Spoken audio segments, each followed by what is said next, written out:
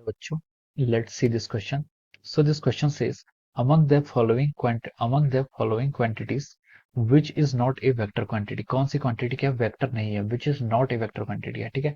Option A is force, option B is acceleration, option C is temperature and option D is velocity. तो चलिए बच्चों इस question को हम सॉल्व करते हैं।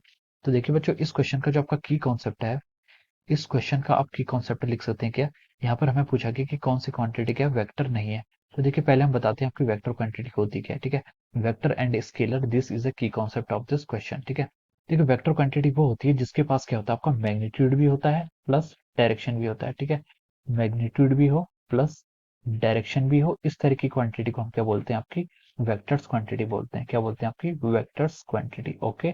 और अगर किसी क्वांटिटी के पास सिर्फ और सिर्फ क्या हो, मैग्नीट्यूड होता है, ठीक है, उसे हम बोलते हैं कि आपकी स्केलर। मैग्नीट्यूड का मतलब आपका न्यूमेरिकल वैल्यू हो, ठीक है, तो हम उसे क्या बोलते हैं, आपका स्केलर क्वांटिटी बोलते हैं, ठीक है? तो देखिए इस क्वेश्चन को ये आपका क्या है, की कॉन्सेप्ट है। अब देखिए ए ऑप्शन में देखिए आपको फोर्स गिवन है, ठीक है? फोर्स क्या होता है? फोर्स को हम ऐसे डिफाइन करते हैं, force is equal to mass times acceleration, okay.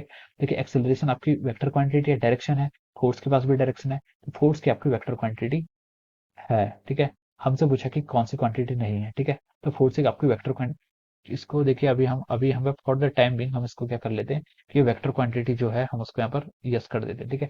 Force की आपकी वेक्टर क्वांटिटी है। अब बी पर चलिए। बी पर उसने पूछा कि एक्सीलरेशन क्या है, ठीक है? एक्सीलरेशन क्या होता है? एक्सीलरेशन होता है आपका rate of change of velocity, ठीक है? वेलोसिटी अगेन आपकी क्या है, वेक्टर क्वांटिटी, क्योंकि इसके पास डायरेक्शन होती है। तो ये आपकी क्या है, एक्सीलरेशन भी आपकी एक वेक्टर क्वांटिटी होगी, ठीक है? तो हम लिख सकते हैं acceleration is a vector quantity again. C में हमसे पूछा कि टेम्परेचर। टेम्परेचर देखिए टेम्परेचर पर सिर्फ आपका मैग्नीट्यूड होता है, ठीक है? टेम्परेचर को डायरेक्शन में डिफाइन करता है, साउथ नॉर्थ या फिर इतना डिग्री ऑफ ईस्ट, इतना डिग्री ऑफ वेस्ट, ऐसा कुछ नहीं होता है, ठीक है? टेम्परेचर क्या है, आपका सिर्फ एक मैग्नीट्यूड देता है, एक न्यूमेरिकल वैल्यू देता है। आइदर सेल्सियस, फ़ारेनहाइट, र्यूमर किसी में भी दे सकता है, ठीक है, या केल्विन में। तो टेम्परेचर सिर्फ मैग्नीट्यूड देता है, so it is not a vector quantity, ठीक है? डी में आइए। डी आपका क्या, वेलोसिटी।